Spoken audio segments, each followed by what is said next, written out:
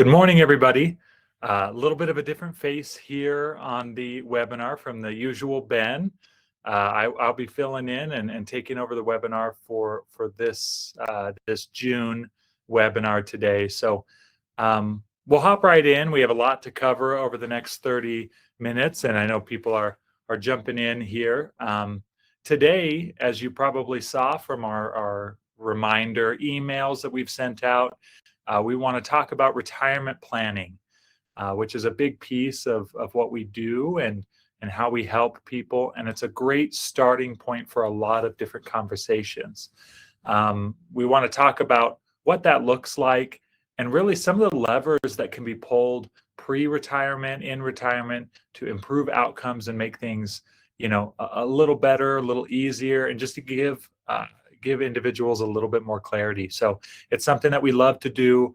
We do it often. We have a lot of conversations. They're very meaningful.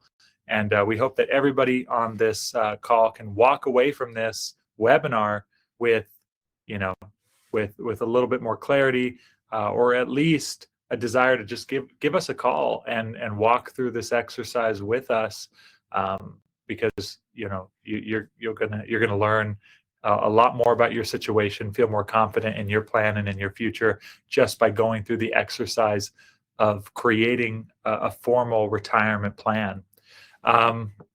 So for today, it's going to be a little bit interactive. So for those of you that are on the call, I'd invite all of you to open or pull out a piece of paper or a notebook or notes on your phone or something like that.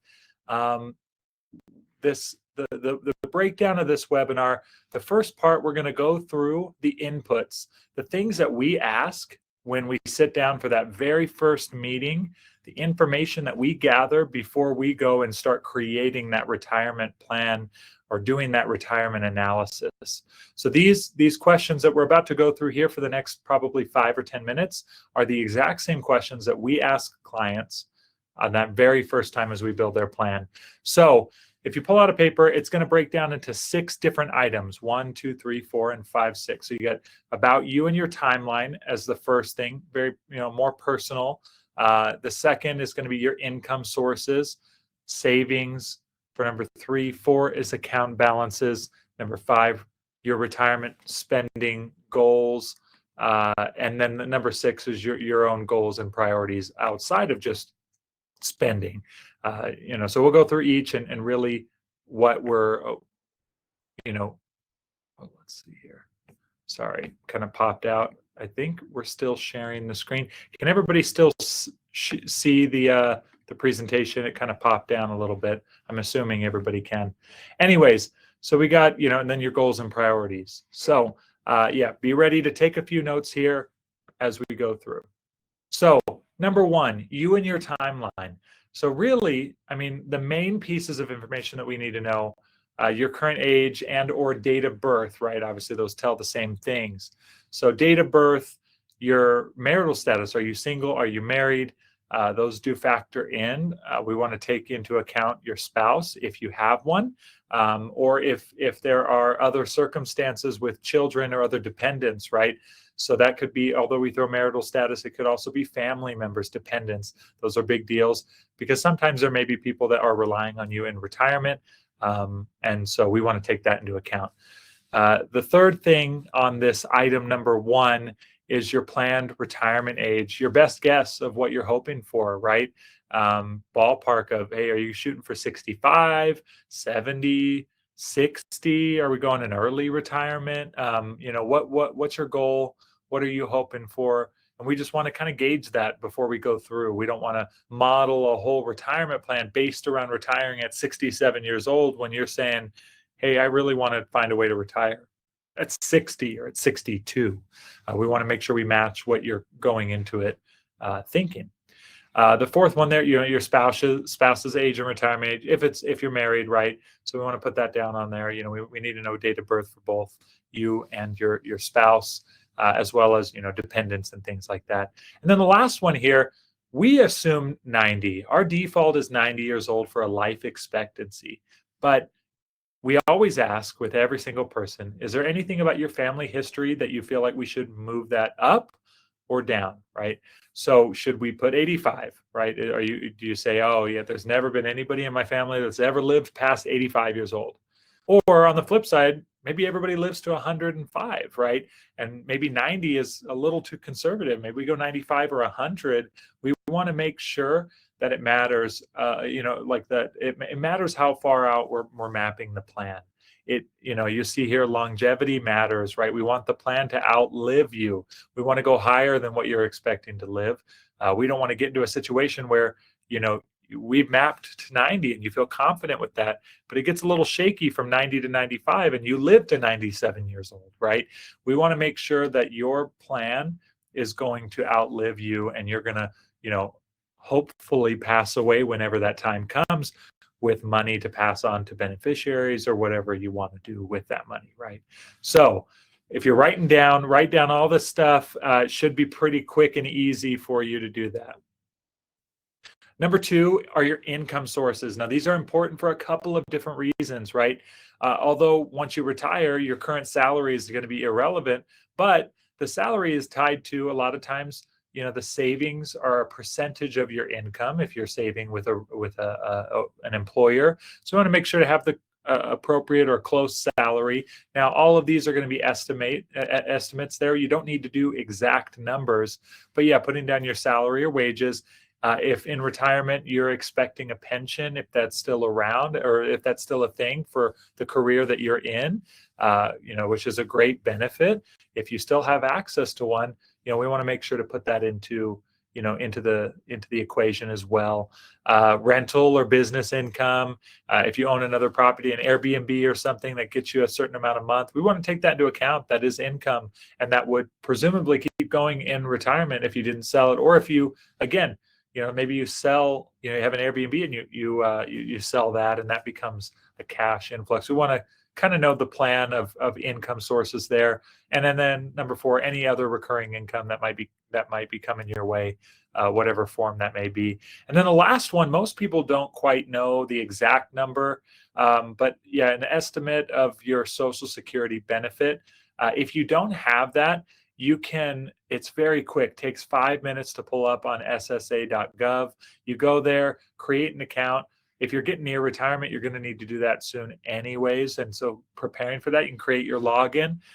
You can go in there and download your Social Security benefit statement, and it will have a good estimate there.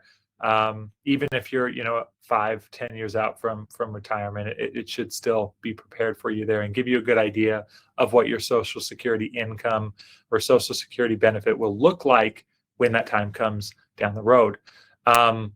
So, yeah, I mean, we want to make sure to have those numbers right, because those are big deals, right? To have that guaranteed money like a Social Security benefit or a pension, those are a big deal there.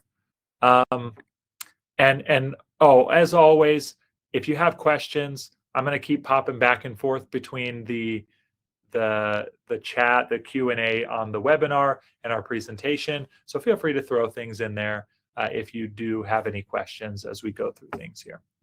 So pop back over to the worksheet here. So that was item number 2. Number 3, savings. So this is where we want you to write down real quick any savings that you're doing right now, and the amounts. So 401k, or if it's a nonprofit, a 403b contribution, right? Want to include the employer match. That's a big part. So if your company is matching 50% of 6% of yours, so they're putting in 3% for you and you're putting in 6%, you want to make sure to mark that down as 9% savings, right? Because that is being saved on your behalf and put into your account. So IRA or Roth IRA contributions, you may be doing those in addition to some 401k. So we want to make sure to put those. And those numbers, you can give those to us annually or monthly. So if you don't need to do the mental math. If you say, I put $200 a month into a Roth IRA, or write that down, $200 a month, that works for us, and we can do that mental math for you. Brokerage accounts, if you're putting things into a brokerage account, any extra money there, and same goes for bank savings, any just money, pure cash at the bank. If you're putting money in each month or on a yearly basis, whatever that looks like, mark that down. We want to know what those are really the main 4 areas that savings would occur. And so, we want to make sure to know how much you're doing, what you're doing in each of those spots, because presumably you'll continue to do those until you retire. We'll keep going here. Item number 4 would be account balances.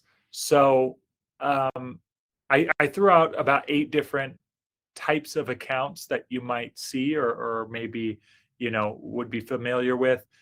You may not have all of these, but you write down, just make a quick list. And again, rough estimates, the same with all of these. Rough estimates are completely fine. You say 300,000 in the 401k. That is more than enough for us to start. We do not need an exact amount in investment holdings. We can do that later if you want, and we'll talk about reasons why we might be a little bit more precise. But for an initial retirement plan, a basic thing like that would work.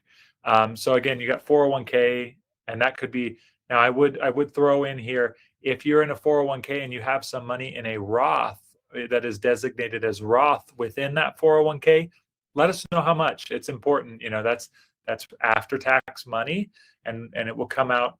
It would hopefully come out tax-free in retirement. So we want to make sure to keep track of Roth versus traditional, or pre-tax versus after-tax. So in the 401k, now you have traditional and Roth IRA. That would be the difference between those two, the pre-tax and the after-tax. Any brokerage accounts, if you have something at Fidelity or something like that, put down that. Savings and checking, those are important. In retirement, if you're putting money into your savings account, that may be the first place that you pull from, would be pure. A pure cash taxable source in retirement. If you have an HSA, putting that in there when you're in retirement, a lot of things can qualify for HSA. There may be a lot of, more health and medical need at a later space there. So we do want to take into account the HSA. If you have other investments out there, and then I threw on there real estate equity. Now, we wouldn't put down a primary residence. We're going to assume if you own a home, that you're going to continue to own that home or something similar. If you move, that's the assumption, that you need a place to live, and there's that. But if you have, additional homes, rental properties, and you plan on selling them, this would, the equity, how much you own in that's helpful there. But if you're not planning on doing any of that, it doesn't really affect the plan, because it doesn't create a cash flow or a cash influx event at a certain time. So you can put it down there. It may not affect the plan, or we may not include it. The only time you would include a primary residence in a plan like this, or at least when we would be if, let's say, you own your home and you're working to pay it off, and you say, hey, when I'm 70, I'm going to downsize. I don't know where I'm going to move, but this house is too big. It's good for me right now, good for our family, but when we retire, we're definitely going to get a little smaller of a home. We don't need, or we need to move to a 1-story or something like that. And that's going to happen. What we can do is we say, okay, how much is your house worth? We'll model out what the worth will be then, and say, let's do a 25% reduction. And that would simulate the, downsizing, and kind of give us a rough idea. It could be more or less, but it gives us a rough estimate. And then we would take that, the extra money, come to you as cash, put it in, in the simulation, invest it, or put it into the savings at the bank, and use it as to be able to be pulled from for income. So anyways, item number 4, account balances. So on the previous slide, we said, okay, go rough, that's fine. At first, later on, we can be more in depth. There are a lot of different things that we can do, kind of using the retirement analysis as a springboard. So at first we say, hey, let's, rough numbers are fine, but, we can do things like an investment allocation review. We can look at what your stock and bond mix is and cash mix is right now. Is that right for your stage of life? When should you think about changing that? Do you need to change it? All of these type of things. Now, we would need exact holdings. So if you wanted to do that, we would need statements of the account and look at the holdings. If you're a participant of a 401k plan that we work with right now, we'd be able to go in and see that. You wouldn't need to provide that to us, but just let us know that that would be something you would be interested in doing.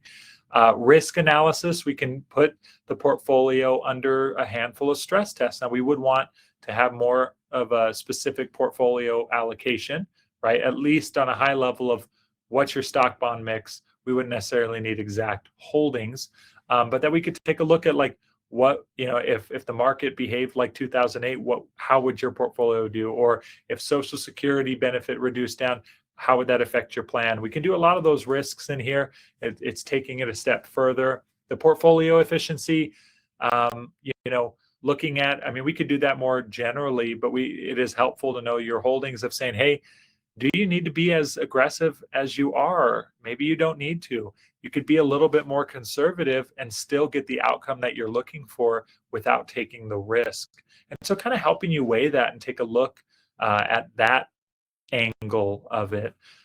We can do fee checking. So if again, that would be a different form from your providers, but doing an evaluation of the fees of your different accounts and also the returns of them in comparison to their fees, and just helping you, if there are hidden fees or with a 401k or it's higher than you would have expected, are there lower fee environments that could get you a similar return?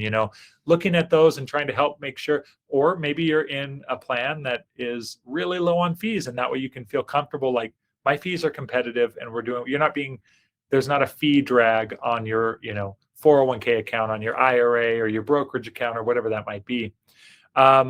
Because that fee drag, especially if you're early on, like that can turn into hundreds of thousands of dollars potentially lost or gained, just by reducing that fee drag early on. And then diversification, just taking a look at that for you, right? A lot of times people will look at diversification and think, if I have two different accounts over here, one at this institution, one at Fidelity, one at Schwab, I'm diversified. But that isn't necessarily true. If they have the same investments, that location alone doesn't create diversification for the accounts. Really, it's a matter of the investments. It's the concentration. That's where the diversification comes into effect. You could have all your accounts, all your places in one account at one vendor, and be more diversified with your investments than having your 10 different places with all the same investments. So looking at those and kind of looking at that diversification and make sure it's well diversified for what you're hoping to do with those investments. So item number 5 are spending goals. We want you to take a thought of what your spending in retirement would be. Now we talk in today's dollars, makes it easier. So if you were able to retire today, what would the minimum look like for you, or what do you plan that to be? Like maybe when you retire, you may not have a mortgage, you may have your house paid off, so that might be a little different than now. But we're thinking in today's dollars, what's your minimum? What are the essentials: housing, food, healthcare, utilities, insurance, to pay the bills. If you have that, you've got the bills paid. It may not be the most fun, but you've got that covered. Comfortable would be the second tier. And that'd be, hobbies, a few gifts, a trip or two, date nights, doing some fun things, but nothing super crazy. You're really just covering yourself. So taking a look at that there. And then ideal would be the top tier. How much per month would, pay for the essentials? It'd pay for the fun, fun things, the dining out, the trip. But also if it's like, no, maybe I want more travel. Maybe I want to help my family members out. Maybe I want to, knock off things off the bucket list, not just do small trips. I want to do crazy things, or maybe I want to give money, to charity. Like if I had extra money, I would do X, Y, and Z, right? What are those 3 tiers for you? Each person is different. Each lifestyle, everybody is totally different in what they need or what they consider to be comfortable or ideal or minimum.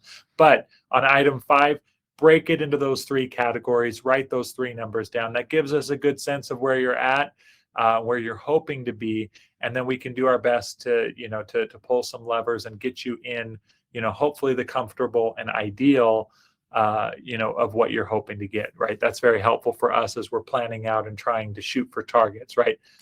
And then the last one, any other goals and priorities that you have. So you just go 1, 2, 3 and write those down, right? if it's like, oh, well, I'm thinking retire at 65, but man, it'd be so good. I would love to retire at 62. Or I want to, in the first 5 years of retirement, I want to go on a European vacation, and I think it's going to cost $20,000. Or, healthcare, I'm going to have, from 85 to 90, I want to have X amount of dollars for healthcare. I don't want to be a burden on my family members at that point. I want to make sure at that, stage of life, I am covered with a certain amount, right? Or even just covered, and we can help you determine what that amount is. Family support goals, if you have dependents or you want to help out family members, is that a part of what you want to do? Legacy, how much money do you want to leave, or do you want to leave more money? Do you want to leave? How important is that to you? Some people, that's not a huge deal, but others, it's a big deal. You want to make sure that your children, your grandchildren, are able, not only are you covered, but then then they are covered as well, and that can come into the investments. How aggressive do we want to be and grow the money? Knowing how important legacy is and leaving money behind for your family members, or not. And another thing, major purchases. Are you going to purchase other properties? Are you going to move somewhere? Are you going to buy a new car? What do you want to do? Are there any major purchases? Do you want to pay for a grandchild's college or your children's medical school? Like what do you want to do? And we can plan for that, right? And we want to put those in. So those are some examples. Sky is the limit. So anything that comes to your mind, you don't overthink it, just write it down, and we can try to find ways and help you feel comfortable that those priorities, those goals can fit into your retirement without, ruining the probability for you. So with the last, I'm going to pop over. We only got about a little under 10 minutes now. I don't think we have any questions. I think we're good. So with the last 10 minutes, I wanted to go through just a couple of scenarios with you and talk about how our program works with in respect to retirement analysis. So we put in on the left what goes in, all of those things that we just talked about. We put in all of that data. We talk, and whether that's sitting down and talking with an individual and getting that, or if you guys write it down and hand it over to it, whatever that looks like, we put that in. The system will run 1,000 different simulations of the future, the market, different. They have I think 10 different factors: Social Security, inflation, and among others, right? There's a ton there. And then what comes out, the main things that come out on our end are, it's going to pop out a probability of success between 0 and 100%, your risk or your retirement income at that percentage of, okay, what can you expect? All of our numbers are after tax numbers in today's dollars. So when we do this with anybody on this call, that's what our numbers, we always say that with people as we go through them. It'll go through if there are any risk factors that are certain things that put you at risk. It'll throw those out there. We'll talk about those. And so going into retirement, what things, whether it be the market or Social Security, or what does your plan heavily rely on to have that success, just so that, and you can kind of plan for that and look out. If we have recommended adjustments to improve your plan, we will, talk through those there. And then, just giving you a written roadmap, giving you a physical, I guess it'd be a PDF, but we can also, I guess we could print one out and give it to you. But a PDF, giving that roadmap to you so that you can have some semi-physical piece of paper to say, hey, this is my plan. I feel very confident. We can revisit it and update the numbers, and I feel good about retirement.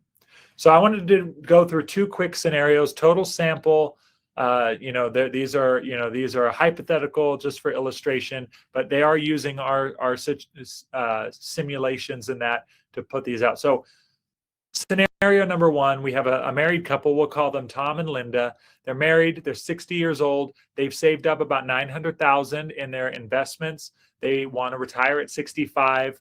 They want about $8,400 a month after taxes in today's dollars. They plan on taking Social Security at 67, and they're saving $1,500 a month into their 401k until that point. So for the next 5 years, that's what they're doing. And it pops out 85%, which is right around the target that we shoot for. We don't need 100% probability of success, but we want to, have a good 85 there is good for us. And then on the right here, you see the graph. This is one of the things that it spits out of okay, What are the probabilities? You'll see that this is the band of those 1,000 scenarios. The middle darkest line is the median portfolio value, and then it goes out. The darker blue is the 25 to 75% confidence level, and then the 5% to the 95. So think of it like a bell curve, but flattened, and you're viewing that here. So on the top end, it can at the best scenario and at the bottom, but 850 of the 1,000 ended at 90 years old with Tom and Linda having money in their portfolio. It was a great plan. You can see here, you're saving for the first little bit, then they retire at 65. You can see that retirement, and it starts to go down a little bit for 2 years until Social Security kicks in, and they level out for a while, and it goes down. It would take them a long time to run out of money, which is why, again, you have such a high probability of success. So it's a good plan. It's great. We can sit down with them and go through it, and they can feel comfortable with that. I wanted to go through a couple of the levers, and again, we got about 4 minutes left here. I want to go through a couple of the levers that we have to be able to pull to make these adjustments. So with Tom and Linda, if they delay Social Security to 70, it pops up. So 3 more years gives them a couple more percent. Now that could also just turn into a couple $100 more per month in retirement, right? If they choose to spend $500 less each month in retirement, it jumps it up 4% there. If they're able to save $500 more before they retire each month, it goes up to 88, right? So saving more, but or spending less in retirement. But the biggest one is if they work for 2 years longer, gets them an extra 10% of probability. Now, if we're aiming for 85, we could then increase income a little bit. So that would be the biggest lever that they have to pull. But we could do a little bit of each of these and talk with them like, hey, out of these 4, what do you feel like is possible? They might say, no, we're already stretching to do the $1,500 savings each month. We can't save more, but we could work a couple of years longer doing that. So figuring that out, and maybe they say, no, we're good with 85. We're good this amount. We can retire at 65. We're good. So every plan has their own levers, and we would go through those with you. Now, real quick for a couple minutes, on the flip end, scenario number 2 with this hypothetical person, we'll call her Carol. She puts in, she's single, 58. She saved saved $350,000 for retirement. She wants to retire in 5 years, getting $5,500 a month. She's going to start taking Social Security. She wants to at 62, but she is maxing out her 401k contributions, putting in a good chunk each year until she retires. But even with those, 41% is what it pops out. We wouldn't feel comfortable with that, and I don't think she would either. She's pulling out a lot early on. She's taking that almost a 30% reduction in Social Security benefit.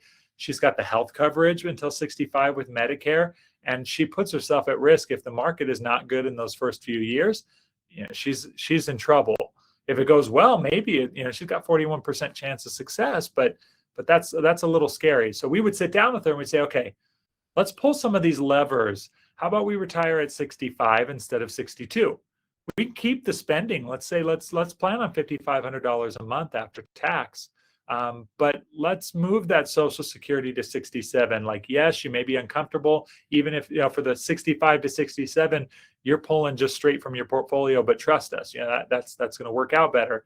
And you keep maxing up your contributions, or, maxing the catch-up contributions for those few years while you're working. And with those levers pulled, a few adjustments, mainly saving and working for 3 more years, she all of a sudden is at 85% at that same $5,500 a month level.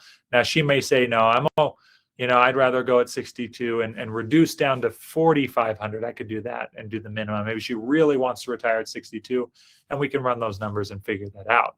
But again, there are levers that we can pull to make plans that look really rough, get you to the point where you can feel comfortable. And we're kind of out of time here. Just at a high level, 6 retirement plan mistakes that we see most. That you don't have a written plan. That'd be the biggest one, I think.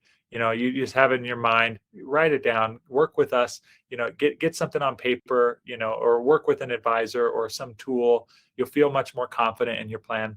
That you underestimate your spending. You're planning on the minimum. Things can get more expensive, especially in the first decade. And so if you're scraping, or you're barely able to get to the minimum, of what your expectations are, it can be a little harder in those first 10 years than you would expect. The other one, as we saw before, claiming Social Security too early, taking it thinking that getting income earlier is going to be better, even if maybe the numbers is take it at 70 and it works out better for you as opposed to 67 at full retirement age. So, but especially taking it before 67, if you're doing that, you're locking in a reduction there, and it may or may not be the right option for you. So looking at that, and don't do that don't just do it to do it. Mismatched investment allocation, being too aggressive or too conservative for what your plan needs. And so making sure that fits, and we can do that. Ignoring, not thinking about taxes in retirement and the tax situation. So how do you pull, whether it be from Roth, after-tax money, or pre-tax or taxable? Being thoughtful of where to pull the money from in retirement is a big deal, and we don't want you to ignore that. And then never updating the plan, running a plan from 15 years ago and not rerunning the numbers, right? We always, when we talk with people, we invite them, hey, come back. Well, let's talk next year about this, or 2 years or whatever. Let's revisit, let's update. Maybe only takes 20 minutes, but updating those numbers. So anyways, with that being said, last thing, next steps. Hopefully you wrote down a lot of those 1, 2, 3, 4, 5, 6. If you didn't, we're going to post this on our website so you can go and review that. But finish your blanks. Send them over. You got my email right here on the screen. You can email them to me. You can give us a call and give it to us over the phone if you'd like. But give us that information, and we'd love to run the retirement analysis with you or for you. And then number 3 is, let's schedule a meeting. And if we can get those numbers, run that for you. Let's sit down and talk through that and what that looks like for you, so that you can feel confident with your retirement plan. Whether you're in your 40s, 50s, or 60s, there are different reasons to do retirement plans. The earlier that you do them, they're simpler, they're quicker, but it kind of gives you a sense of where you're headed. And then obviously, if you're nearing retirement and it's within 5 years from now, sitting down and doing this, and really, your numbers you are more locked in, and you can feel more confident in those. But if you're coming early on, we can tell you what you're doing right now and where that's going to take you. And maybe it's not where you want to be, and you have more time to make adjustments to your saving habits and things like that. So there are reasons across the board at any age to reach out to us. So we hope that you do. Shoot me an email, give us a call, whatever works. We're happy to do it. We love having these conversations. We love talking through this. So it's part of the reason we do what we do. It brings about good conversation, and gives peace of mind to most people that take the time to sit down and go through the exercise. So anyways, and there's our disclosures. That's all the time that we have for today. I'm a few minutes over, so I apologize. And I hope that everybody on this call reaches out to us and does a retirement analysis with our firm. We'd be more than happy to work with you. So I'll you have the rest of your day. Hopefully you have a good Thursday and a good rest of your week going into the weekend. It's beautiful weather outside, at least here in Utah. So enjoy it if you can. And we'll see you next month. And our topic will be upcoming. We'll about a week or two before, we'll send out an announcement of what our topic will be in July. So we look forward to seeing you all then. Thank you. Bye.